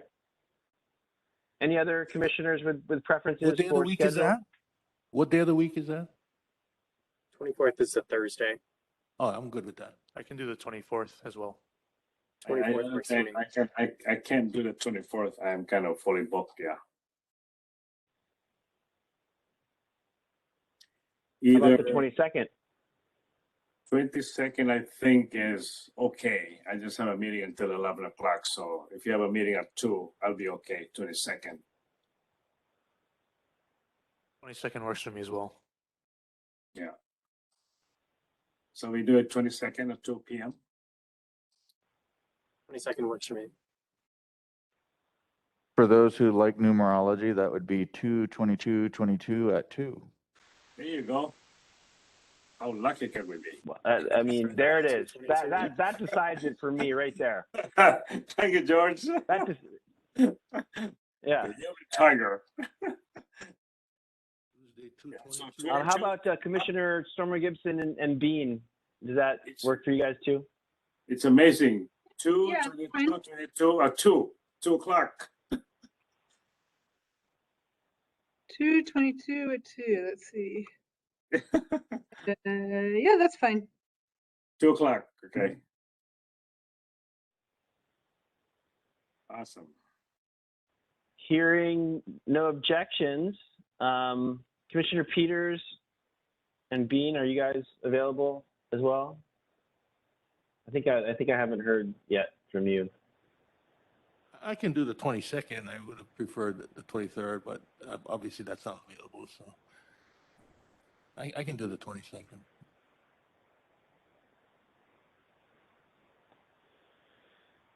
Thank you. 2 o'clock, right? 22nd, 2 o'clock. Yes, please. Yeah. 2/22/22 at 2. Yeah. It is. 2. Okay, and from that meeting, we can figure out our agenda. Let's all as commissioners have our ideas for the schedule, the work plan going to the end of April on that day. So that's the mission. Should you choose to accept, commissioners, is to have your ideas for our work plan going forward from that point. Okay. Sounds good. Does that work? Yeah, that works. Yes. Thank you, members. Now, Commissioner Aid White has some brief announcements Yes, my regarding brief recent measures related to the real property tax. Yep. And I'll keep them brief because I realize we're ticked beyond 4 o'clock, but I will be forwarding or sending an email to all commissioners with a basic rubric like I've done previously of pending matters of 2022 bills. There's approximately 4 of them. I'll be forwarding copies of the bills as well as a brief summary of each bill, the active status of what's going on, what they address, and I'll be sending that to you later this afternoon or first thing tomorrow. And that's the only announcement as far as that's concerned. And I believe based on the conversation you all just had, Chair Mould will work with me regarding drafting of the agenda for 222. And that should, I think, resolve the major subject matter of exemptions. And then ideally, you all will have a good grasp on the handful of other matters that you would like addressed in the final report. And also, I would encourage, if other subcommittees have work to do and that they want, obviously, if you can schedule time between now and the next meeting, that would be great. So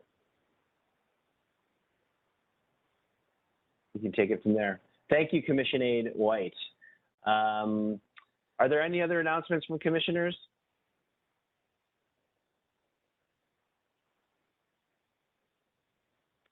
Not hearing none, and since we've already scheduled our meeting for 222 at 22 or whatever that is, there being no further business today, is there a motion to adjourn? So Motion move. to adjourn. Second. Motion to adjourn by Commissioner, was that Pham? And a second by Commissioner Legal. Did I get that right? Yes. Yep. There being no objections, this meeting is adjourned. Thank you. Everyone. Thanks. Thanks.